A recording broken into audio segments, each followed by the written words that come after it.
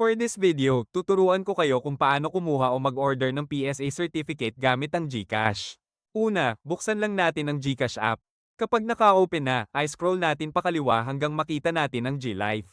I-click ang GLife. Pagkatapos, i-click ang si-helpline.ph para makapag-request ng PSA documents online. Pindutin ang Order Now. Piliin kung anong dokumento ang i-request ninyo, maaaring birth certificate, marriage certificate, SINOMAR, death certificate, o SINO-Death. Sunod, piliin kung para kanino ang PSA certificate. Pagkatapos, piliin ang purpose o dahilan ng pag-request. Sa delivery option, kung gusto ninyo ng printed o hard copy, piliin ang delivery option. Kung digital copy naman ang gusto ninyo, piliin ang PDF download. Kung kayo mismo ang nagre-request, automatic na lalabas dito ang inyong pangalan at birthday. Susunod, ilagay ang inyong birthplace o lugar ng kapanganakan. Sa Father's Information section, siguraduhing eksaktong pareho ang ilalagay ninyo sa nakalagay sa inyong birth certificate. Ganon din sa Mother's Information, dapat tugma ito sa records ninyo. Minsan, kapag nag-click kayo ng next, maaaring magkaroon ng error. Kadalasan, ibig sabihin nito ay may impormasyon na hindi tugma sa PSA records. Kung tama naman ang nailagay ninyong impormasyon, subukan lamang ulitin ang pag-fill out ng form.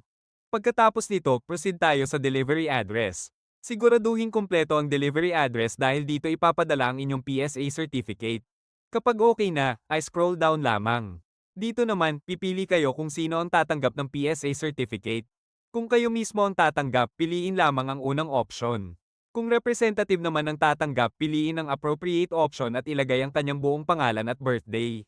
Siguraduhing legal age ang representative dahil kakailanganin din niya ng valid ID sa pagtanggap ng dokumento.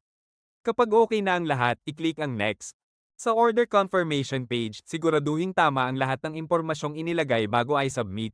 Ay scroll down lamang. I-click ang Place Order. Pagkatapos, i-click ang Pay via GCash.